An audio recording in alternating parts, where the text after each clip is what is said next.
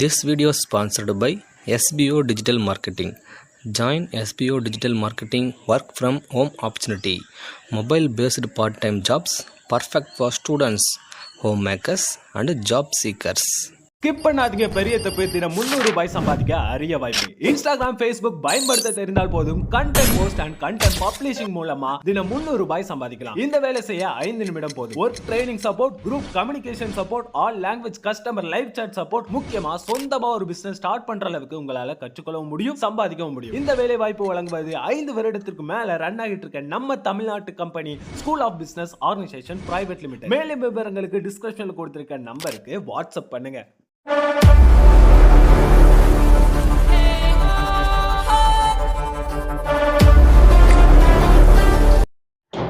இன்னைக்கான வீடியோவில் நம்ம எதை பற்றி பார்க்க போகிறோம் அப்படின்றதுக்கு முன்னாடி நீங்கள் இன்னும் நம்ம சேனலை சப்ஸ்கிரைப் பண்ணலாம், மறக்காமல் சப்ஸ்கிரைப் பண்ணிட்டு பாருங்கள். நிலக்கரியின் வகையாய் யாவை?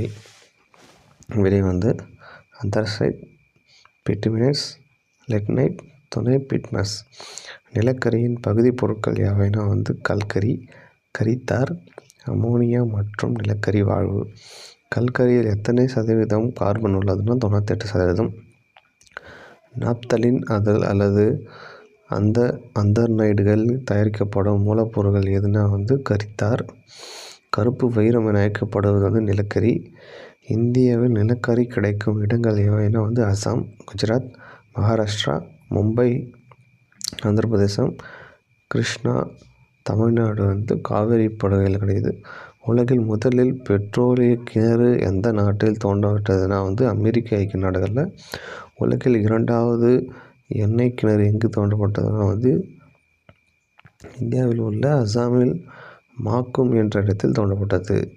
பெட்ரோலிய பொருட்கள் டேஷ் முறையில் பிரித்தெடுக்கப்பட்டதுன்னா பின்காய்ச்சி வடித்தல் முறையில் காணப்பட்டது.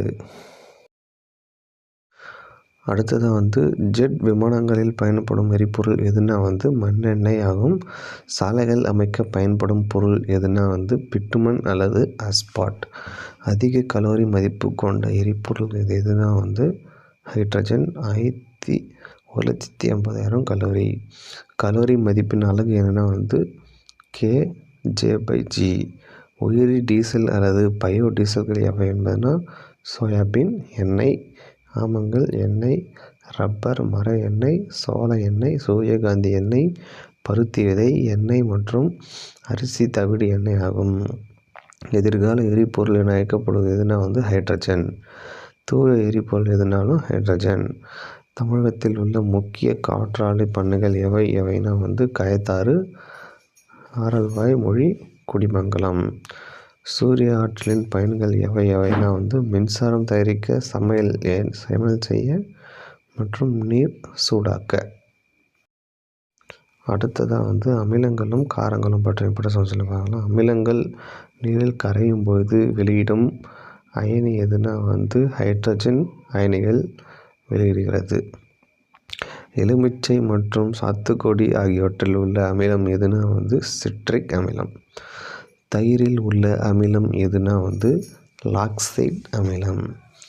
தக்காளியில் உள்ள அமிலம் எதுனா ஆக்சாலிக் அமிலம் ஆகும். வினிகரில் உள்ள அமிலம் எதுனா சிட்ரிக் அமிலம் எனப்படும். அடுத்ததாக ஆப்பிளில் உள்ள அமிலம் எதுனா மாலிக் அமிலம் எனப்படும். அப்புறம் புளி மற்றும் திராட்சை ஆகியவற்றில் உள்ள அமிலம் எதுனா டார்டாரிக் அமிலம் எனப்படும்.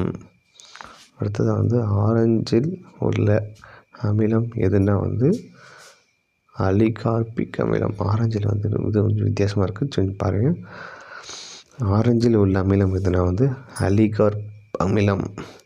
தேநீரில் உள்ள அமிலம் எதுனா டானிக் அமிலம். அமிலங்களின் சுவை என்னன்னா புளிப்பு. அடுத்ததாக அமிலங்கள் நில லிட்மஸ் தாளை டேஷ் ஆகவும் மெத்தில் ஆரஞ்சு கரைசலை டேஷ் ஆகவும் மாற்றுகிறதுனா அமிலங்கள் நீல லிட்மஸ் தாளை சிவப்பாகவும் மெத்திலில் ஆரஞ்சு கரைசலை சிவப்பாகவும் மாற்றுகிறது. இன்றைக்கான வீடியோவில் இம்பார்ட்டன்ஸ் கொஸ்டின்ஸ்லாம் பார்த்தோம். நெக்ஸ்ட் வீடியோவில் இதை பார்த்தோன்னா முக்கியமான இம்பார்ட்டன்ஸ் கொஸ்டின்ஸ்லாம் பார்க்கலாம். நன்றி.